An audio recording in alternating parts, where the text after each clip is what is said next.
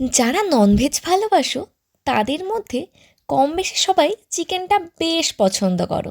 আর এই চিকেনের যদি নিত্য নতুন আইটেম থাকে তাহলে তো বলেই কথা নেই। তাই আজকেও আমি নিয়ে চলে এলাম তোমাদের মতো ননভেজ প্রিয় মানুষদের জন্য কড়াই চিকেনের রেসিপি। প্রসিডিওর একদমই সহজ। প্রথমে শুকনো খোলায় গোটা গরম মশলা, জিরে, ধনে এগুলো একটু ড্রাই রোস্ট করে নেবে আর শুকনো লঙ্কাকে গরম জলে ভিজিয়ে রাখবে।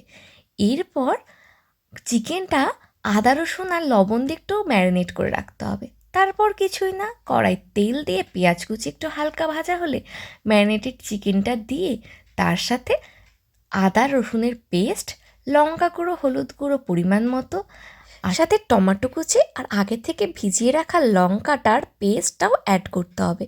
আর সাথে যে ড্রাই রোস্ট করা মশলাটা ওটার গুঁড়ো তো পরিমাণ মতো দিতেই হবে। ব্যাস, দিয়ে কিছুই না, শুধু কষাতে হবে। দেখো তেল সুন্দর করে ছেড়ে আসলে গরম জল ঢেলে দেবে। ব্যাস, একদম সিম্পল। এরপরে একটা তড়কা দিতে হবে।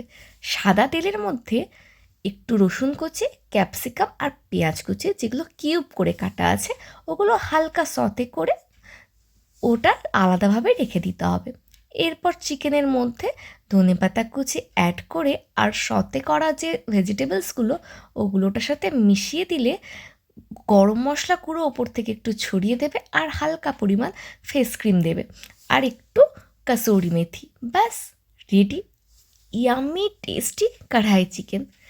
দারুণ সুন্দর রেসিপি। তোমরা অবশ্যই বাড়িতে বানাও আর আমাকে জানাও তোমাদের কেমন লাগলো। চিকেনের এই আইটেমটা তোমাদের আশা করি খুব ভালো লাগবে। টাটা।